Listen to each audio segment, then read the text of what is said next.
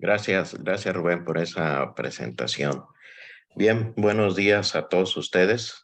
Qué bueno que están en este curso de las terceras jornadas virtuales de organismos acuáticos que organiza Aquapat a través de su fundador Rubén Arturo López Crespo.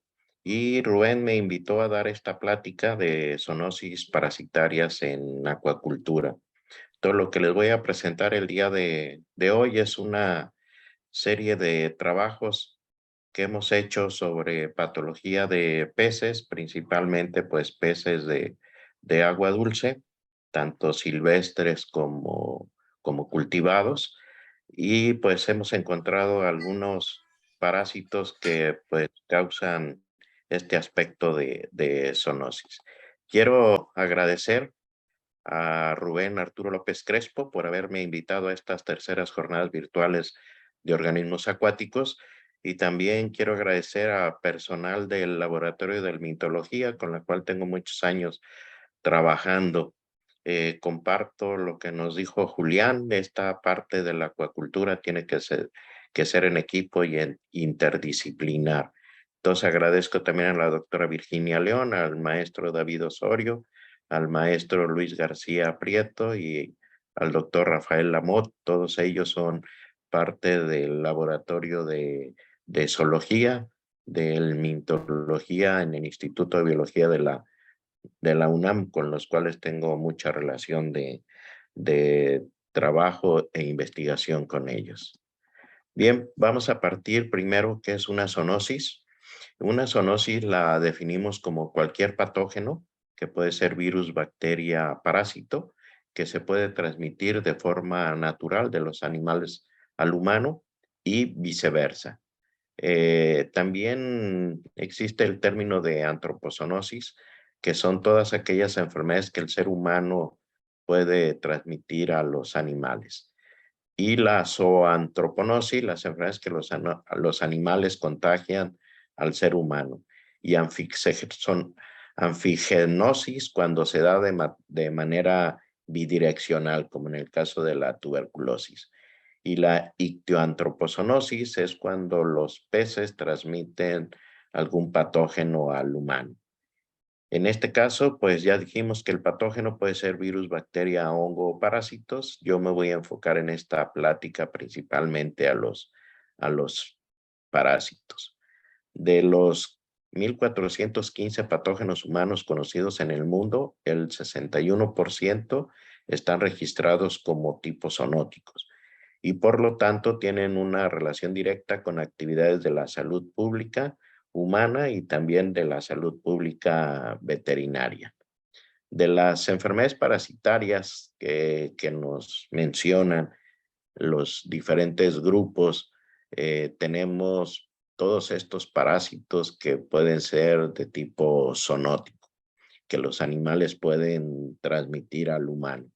De todas estas enfermedades, de todos estos parásitos que están aquí enlistados, únicamente 2 están registrados para acuacultura. En este caso son los anisáquidos y los difulobotriasis. Estos parásitos, uno es éstodo y el otro es nematódo. Anisakis es un nematódo.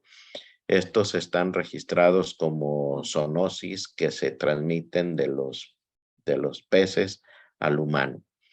Más sin embargo, pues hemos revisado muchas patologías y hemos encontrado muchos parásitos que son causales de enfermedad y algunas veces de mortalidad, y estos tienen un registro de zoonosis.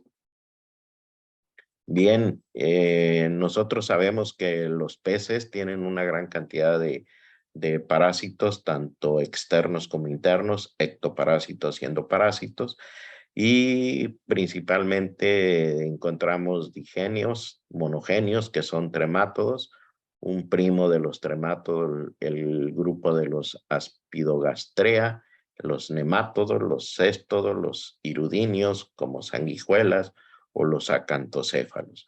Todos estos grupos parasitan a los peces, tanto de agua dulce como de agua salada, cultivados y también en algunas veces peces que se encuentran en medios como el río, lagunas, presas, etcétera, etcétera. De los helmintos registrados en peces en México, de los nemátodos tenemos 1572 y 127 de estos 1500 se han registrado en peces. Del grupo de los tremátodos de los digenios existen 3276 y en México solo se han descrito 363. De los monogenios tenemos 984, de los cuales se han descrito 205. De los aspidogastreas se han descrito 25 y solo en México se han identificado 5 grupos de estos parásitos. De los acantocéfalos tenemos 354, de los cuales en México solamente se han reportado 37. Del grupo de las sanguijuelas o irudinios hay 89 y solo se han reportado 8, y de los éstodos 703, de los cuales se han registrado 71. Entonces, si ustedes se dan cuenta, tenemos un mundo de helmintos y tenemos aún pocos registros y nos falta mucho todavía que estudiar de ellos. De las helmintiasis ictioantropozoonóticas que vamos a platicar el día de hoy, se han identificado 47 helmintiasis transmitidos por peces a las poblaciones humanas. Y la mayoría pues son tremátodos digenios. Estos son aquellos que tienen dos hospederos, un hospedero primario y un hospedero secundario. De estos digenios, de estos 26, sobresalen el Clinostomum o Pistorchis, el Metagonimus, el Heterophis, el Stelotasmanus, el Figidiopsis, Echinostoma y Clonorchis. 12 céstodos, de los cuales sobresalen Dipholobotrium y Diplogonophorus. Y de nemátodos son 7, de los cuales sobresale la familia Anisakidae con Anisakis, Pseudoterranova, Contrasecum y Pterotilacium, y de la familia Natostomidae el género Natostoma con 4 especies ya registradas en México. Entonces, en esta plática, dependiendo del tiempo, me voy a enfocar primeramente a los nemátodos. El ciclo de la mayoría de estos parásitos pues son muy complejos, en el cual pues necesitamos un hospedero final. En este caso, para Pseudoterranova, el hospedero final es un mamífero marino. Este se desarrolla principalmente en el estómago. Salen a través de sus heces los huevos, se desarrolla la L1. Esta L1 va a parasitar a los crustáceos, en este caso puede ser el camarón, y puede estar la L2, se desarrolla en su cuerpo o en el celoma, y de ahí este crustáceo es consumido por un pez marino y se desarrolla en el músculo esquelético la L3, y de ahí puede ser también un calamar, y el humano es un hospedero accidental, el cual se puede infectar consumiendo el calamar o consumiendo el músculo de este pescado con la larva L3. Y ahí se le va a desarrollar a este. Entonces, si ustedes se fijan, generalmente la zoonosis, lo que vamos a encontrar son ciclos muy complejos, y generalmente necesitamos estudiar prácticamente cada una de sus fases en desarrollo de estas parasitosis. ¿Cómo es que se contamina el humano? Bueno, el humano al consumir carne de pescado, sabemos nosotros que muchos de los alimentos de pescado vienen sin cocer. En el caso del humano aquí en México, el ceviche, que es uno de los platillos de cuando va uno a los mariscos, el ceviche se cose con limón, y muchas de las especies que les voy a mencionar soportan el cocimiento con el limón, o aún que la carne de pez sea congelada. Se han encontrado todavía viabilidad. También en el caso de los anisáquidos, en el caso del bacalao, que ya viene la carne seco y salado, también se han encontrado algunas hembras y en su interior los huevecillos aún vienen viables. Entonces es muy común que el humano se contamine consumiendo todo este tipo de pescado o carne del mismo sin cocimiento. Entonces sabemos nosotros que en el mercado ahorita hay un montón de comidas de pescado y muchas veces es pescado sin cocción. Entonces esto permite que las parasitosis, en el caso de humanos, seamos unos hospederos accidentales. Sabemos también que muchas de estas carnes se comen ahora también como tipo tapas y son cortes muy delgados de carne de estos y muchos de estos peces generalmente funcionan como hospederos secundarios desarrollando la L3 ya sea en las vísceras o bien en el músculo. La mayoría de ellas, la L3 se desarrolla en la parte de los músculos. Entonces, lo que está de verde es lo que voy a tratar de explicarles de lo que hemos encontrado. Entonces, primero vamos a hablar de anisaquiosis, que es un nemátodo que afecta a especies marinas, y contrasecosis o contracoesosis, que son en especies dulceacuícolas. El nemátodo contrasecum es un anisáquido que pertenece a esta familia y es uno de los parásitos que muy comúnmente encontramos, sobre todo en peces de agua dulce que provienen de lagunas, que provienen de diques, que provienen de presas. Y se lo encontramos tanto en especies nativas como en especies introducidas en estos embalses. Es raro que lo encontremos en peces en producción por los tipos de sistema de crianza de los peces. Mas, sin embargo, hay que estar siempre atentos porque se nos pueden escapar.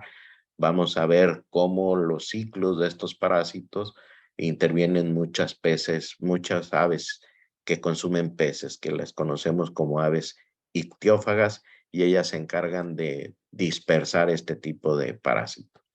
Otro parásito que vamos a revisar son la postodiplostomosis, austrodiplostomosis, botriocefalosis, centrocestosis y la anatostomosis.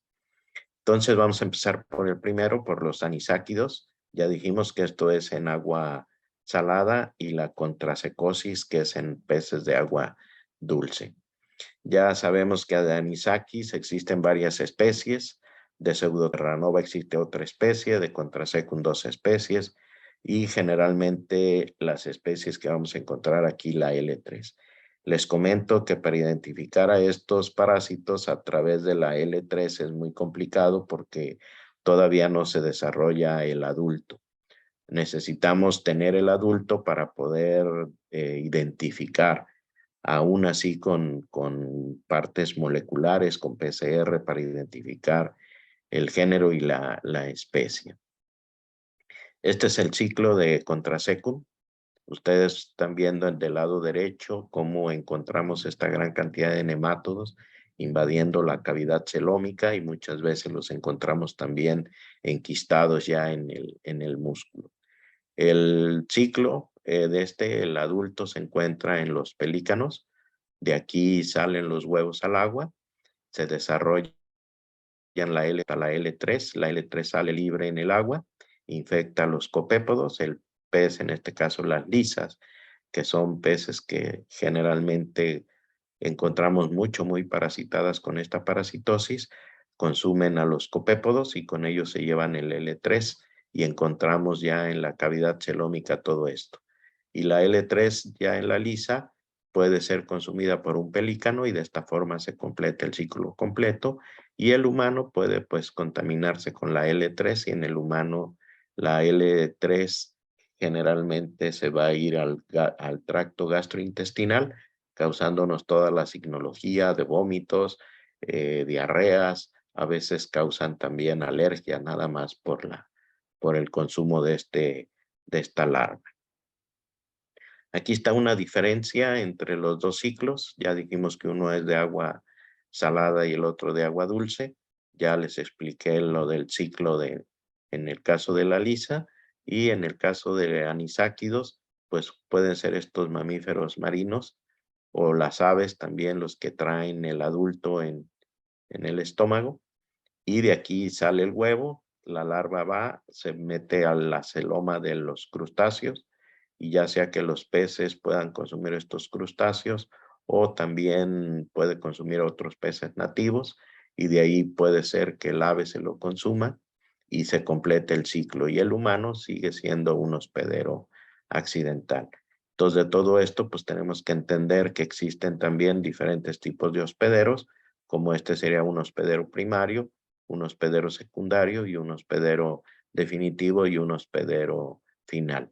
Sin embargo, también en otras parasitosis tendremos que considerar aquellos hospederos que son paraténicos, los cuales se infectan, pero no hay un desarrollo de la vida larvaria del parásito.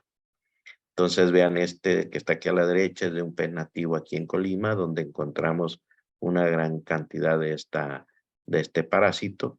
Y vean ustedes ya aquí el parásito prácticamente invadiendo toda la cavidad celómica, en algunas veces enquistado en las vísceras y otras veces enquistado también en el músculo. Y vean aquí el parásito, ¿sí? El parásito colectado en caja de Petri con una solución salina al punto 85. Para poderlo revisar, pues necesitamos aclarar el parásito y ver sus características. Y ya aquí vemos un parásito. Este parásito, después de que le hacemos varias lavadas con solución salina, luego lo pasamos alcohol caliente al 70% o formol también caliente al 4%, para tratar que el parásito se estire y no quede enredado como aquí en estas partes, porque es importante ver la parte de la cabeza del parásito, ver su esófago, ver su intestino y también ver su cloaca y ver también su aparato reproductor para poder identificar al nemátodo. Entonces, ya dijimos que en el humano, aquí tenemos una vista de cómo en una endoscopía se está aquí tratando de succionar la larva en el estómago de un humano. Aquí tenemos los parásitos y aquí una microfotografía de un microscopio de transmisión. Entonces, en el humano, las lesiones son principalmente, o los signos son gástricos, intestinales y alérgicos. Y estos son algunos de los tratamientos que en la literatura se menciona para este tipo de parasitosis. Generalmente, pues si ustedes se acuerdan, muchos de estos son tratamientos para nemátodos. Entonces pueden utilizar mebendazol, albendazoles, tialbendazol o inclusive ivermectina. Y la ivermectina, pues es uno de los tratamientos que más se han utilizado para las zoonosis parasitarias que nos transmiten los peces a los humanos. Ahora les voy a platicar de natostomiasis. Esta parte, pues me pasé muchos años estudiándolo, con ello terminé mi parte doctoral. Y la natostomiasis, ya en el año de 1970 ya se hablaba de natostomiasis humana en América. Y generalmente el primer caso de esta enfermedad fue en 1889 y ahí le pusieron un nombre, y a 53 años antes Owen ya lo había denominado como Natostoma spinigerum. Y estas especies pues principalmente se empezaron a identificar en Asia y ya después se empezaron a identificar en América Latina. Y en México la identificamos hasta 1989 por el doctor Martínez Cruz, y él empezó principalmente en Temazcal, Oaxaca y Tierra Blanca, Veracruz. Se identificaron ahí los primeros registros de esta parasitosis. En México, en Oaxaca, un parasitólogo veterinario, el doctor Acevedo, que daba clase de parasitología en la Facultad de Veterinaria, fue uno de los pioneros también en identificar en cerdos huevos de esta parasitosis en los cerdos silvestres, en el pelón mexicano. Esta parasitosis en el humano generalmente nos causa estas lesiones que le llaman color de naranja, son zonas o manchas rojas donde va el parásito migrando, nos va dejando estos túneles o estos canales. En Asia se ha registrado esta parasitosis parasitando la piel o el tejido subcutáneo, el ojo y el cerebro. En México las especies que tenemos solamente parasitan el tejido subcutáneo, la piel, el músculo también llegan a parasitarlo y en el ojo. En el cerebro todavía no hay reportes en el humano. Entonces vean aquí las dos presentaciones en México, la de la piel y la del ojo. Aquí vemos la larva de este nematodo. Como les comentaba, los primeros casos que se registraron fue en Veracruz y en Oaxaca. Fueron las primeras colectas que hizo este grupo del doctor Lamotte. Y a partir de ahí se empezó a estudiar esta parasitosis para describir y desarrollar todo su ciclo.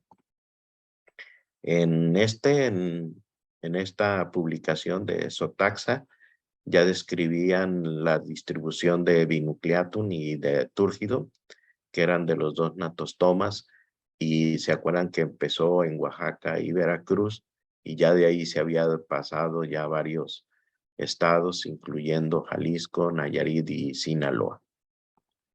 Y ya después se reconocieron otras especies como Natostoma lamotei y Natostoma spp, ya con una distribución mayor para todo México.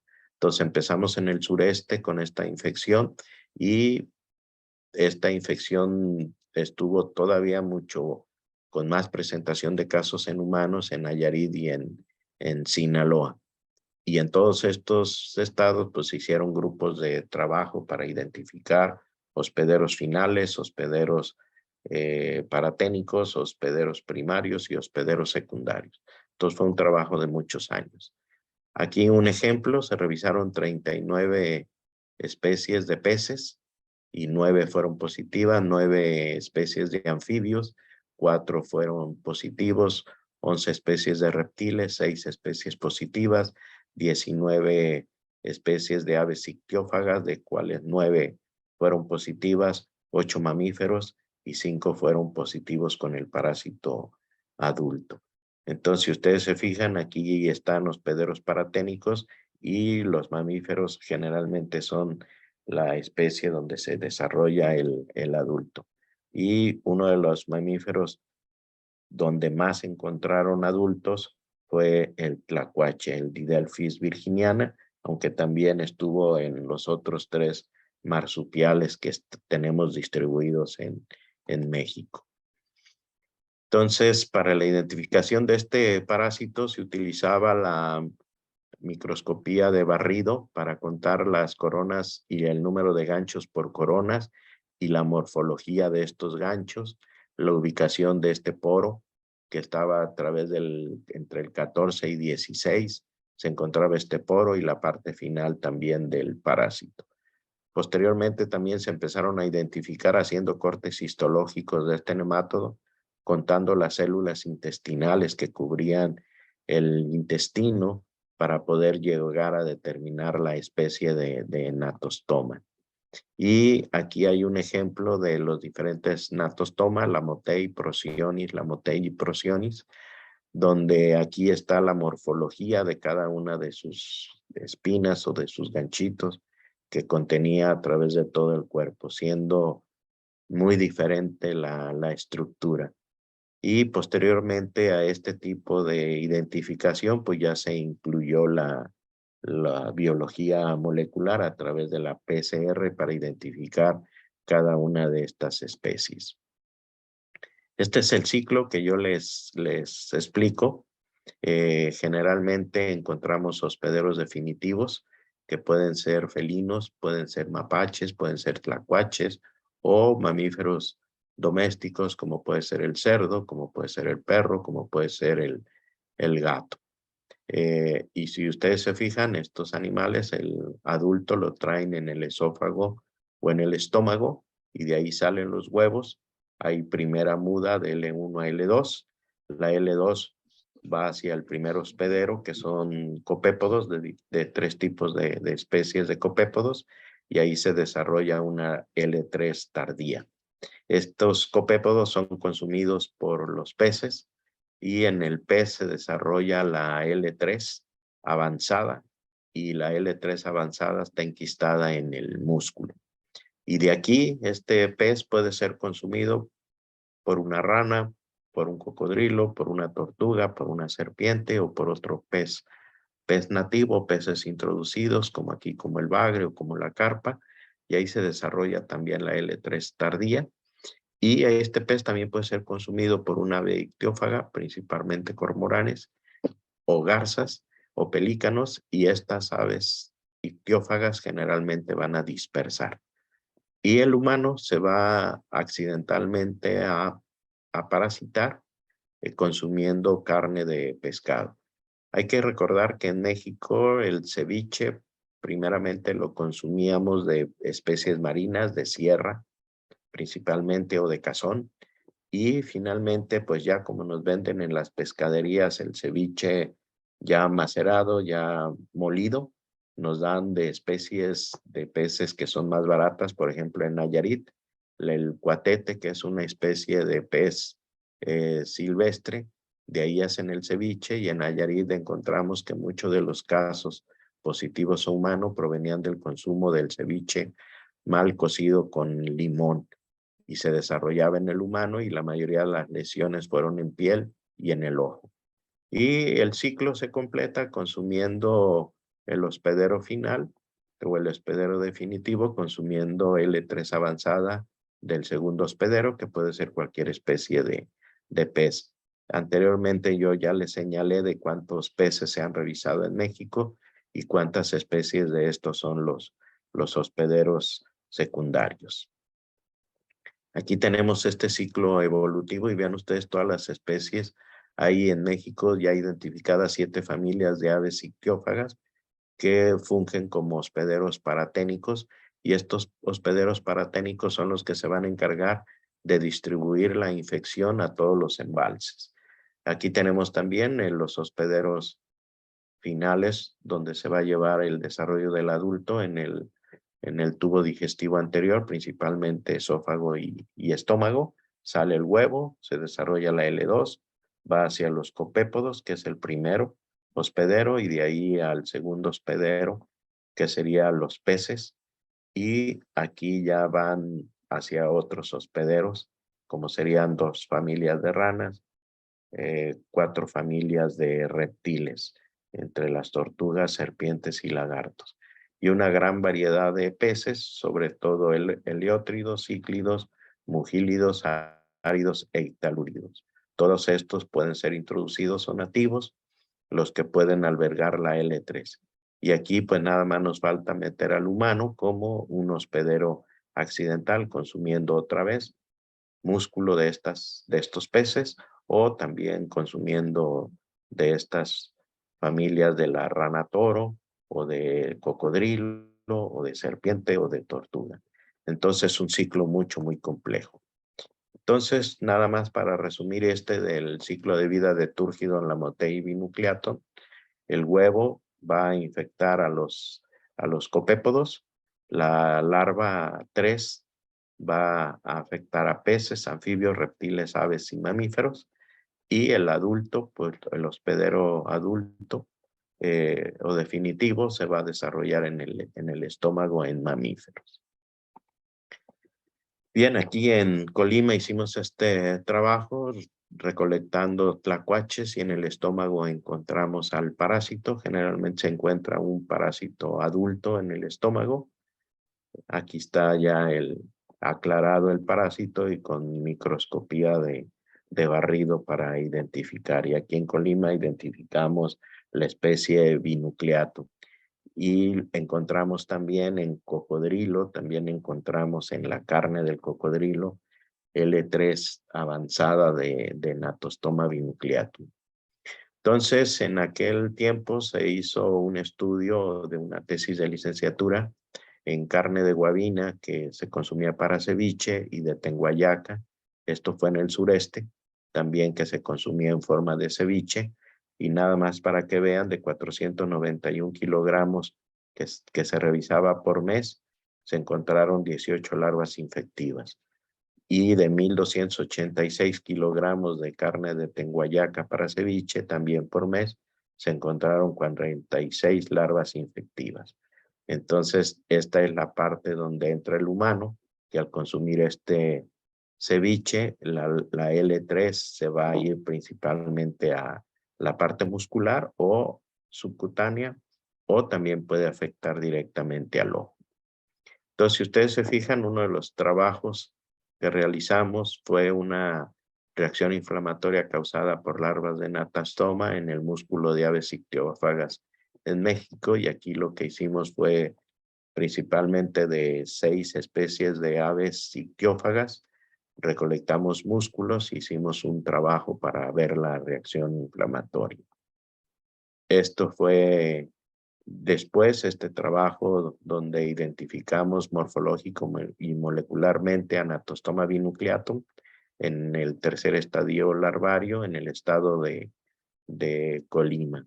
Y finalmente hicimos también otro trabajo con una respuesta inflamatoria causada por larvas y adultos de Anatostoma en vertebrados en México, incluyendo el humano.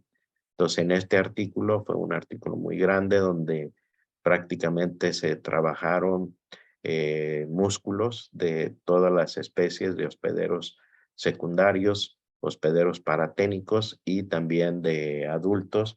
Recolectamos biopsias de piel de humanos para sacar la reacción inflamatoria. Entonces, este fue un trabajo que se publicó en el 2014 en la revista Mexicana de Biodiversidad. Bien, vamos a hablar de otro parásito que se llama Botryocefalosis.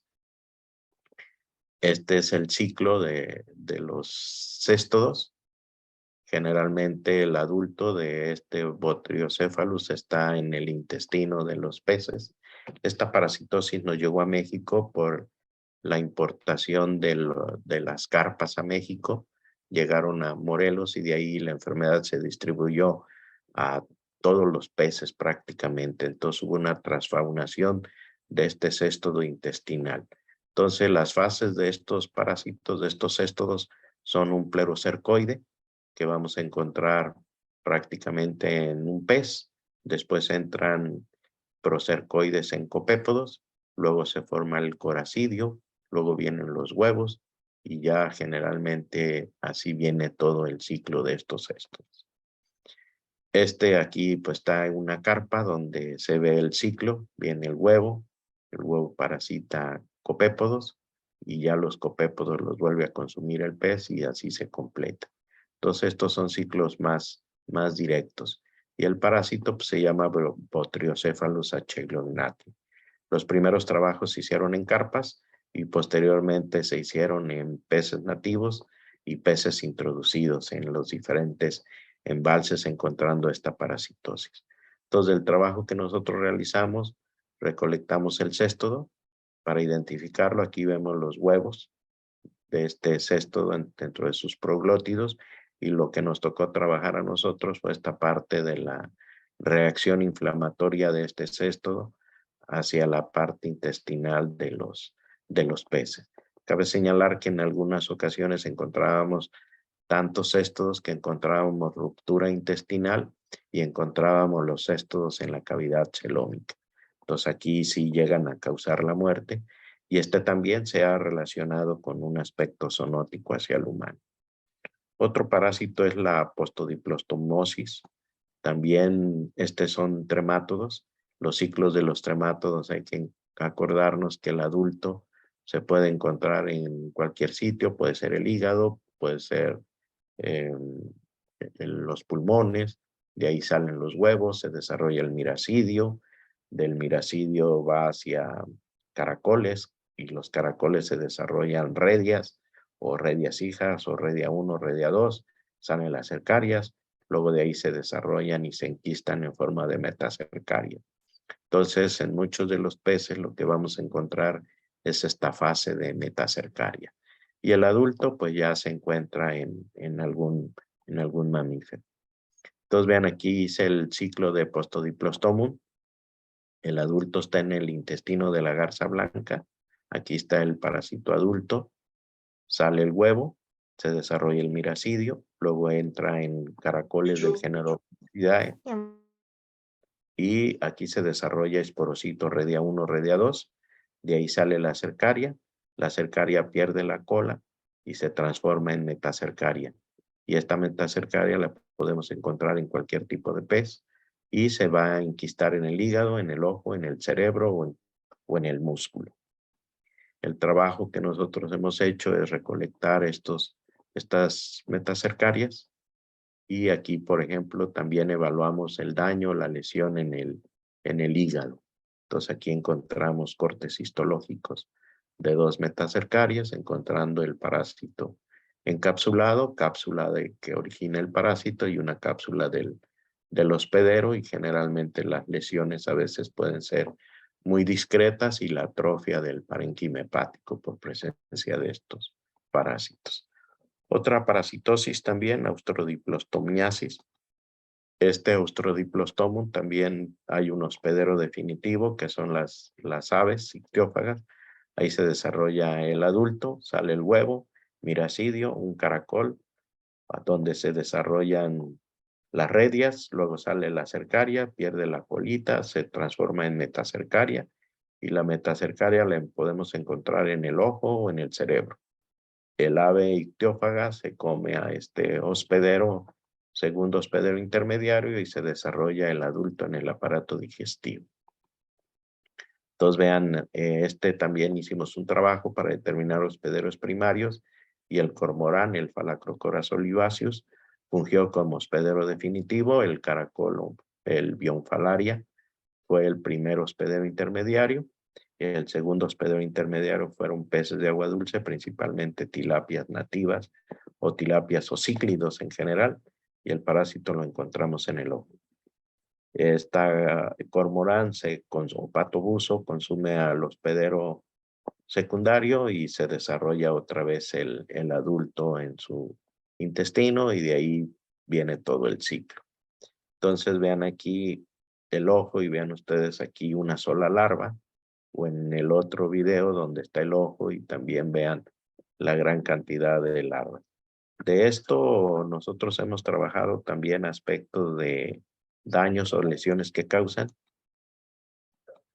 ¿Sí? Entonces aquí tenemos el ojo y ven ustedes la gran cantidad de larvas. Hemos encontrado hasta 47 larvas por ojo. Dilaceramos el ojo. Aquí están las metacercarias en el ojo, en el humor vítreo, y luego ya las recolectamos, las fijamos, las aplanamos, las teñimos, y aquí tenemos una metacercaria de Austrodiplostomo. Entonces vean, aquí es la forma de rescatar estas metacercarias, y también trabajamos en la parte de histología, viendo las lesiones que nos causan en el ojo. Entonces vean ustedes, aquí está el cartílago escleral, aquí está la retina, y vean ustedes que en la cavidad encontramos una gran cantidad de metacercarias libres. Y estas metacercarias pues, nos causan lesiones en la córnea, vascularización, deformación de la córnea. Encontramos también infiltración por heterófilos en las coroides, en la retina, y en el cristalino nos causa también una catarata cortical. En el cerebro también hemos encontrado, aquí está una revisión de aplanamiento o squash del cerebro, donde encontramos larvas también de Austrodiplostomo. Las podemos encontrar libres en la cavidad o enquistadas en el tejido. Cuando las encontramos libres, en el caso del cerebro, pues no existe un daño aparente, y solamente cuando forman quistes dentro del parénquima, sí hay un cambio o una lesión. Otro parásito es la centrocestosis. El adulto todavía no se tiene identificado cuál es el mamífero, pero viene del adulto, está en cualquier mamífero. Se libera el huevo, se transforma después en un miracidio. Aquí va y afecta caracoles de los géneros melanoides. Aquí se desarrolla redia 1, redia 2 o redias hijas. Del caracol lo abandona en forma de cercaria. La cercaria nada, pierde su extremo, su apéndice o la cola, y se forman las metacercarias o los quistes de metacercarias en las branquias de los peces. Entonces vean aquí las metacercarias, un acercamiento de estas metacercarias. Aquí vemos la corona de ganchos que tiene esta en la cabeza de este tremato. Entonces, les repito, este ciclo, pues ya lo tenemos estudiado, las lesiones que nos causan branquias, pero no hemos determinado, no se ha determinado el adulto. Entonces, vean, este parásito lo encontramos enquistado principalmente en el cartílago. Esta es una tricrómica de Masó, donde encontramos el parásito, y vean en este, se hizo un trabajo de tesis de licenciatura por branquia y la lesión y el cartílago, ¿sí? Produciendo una hiperplasia del cartílago con el parásito enquistado. Recolectamos esta metacercaria y pues aquí tenemos esta metacercaria con sus coronas de ganchos. Les repito que esta parasitosis pues aún no hemos encontrado prácticamente cuál es el hospedero definitivo. Entonces, por mi parte, espero haber sido claro. Les agradezco a todos ustedes su atención. Yo sé que ahorita está el partido de fútbol, pero creo que también es importante el conocer aspectos zoonóticos como veterinarios, como biólogos, como zoólogos, como técnicos en acuacultura o licenciados en acuacultura o biotecnólogos. Nos interesa saber este tipo de enfermedades que nos transmiten los peces. Aquí les dejo mis dos correos, el correo institucional, que es el UCOL de la Universidad de Colima, y el personal de Hotmail. Los dos correos los reviso todos los días. Gracias por su atención.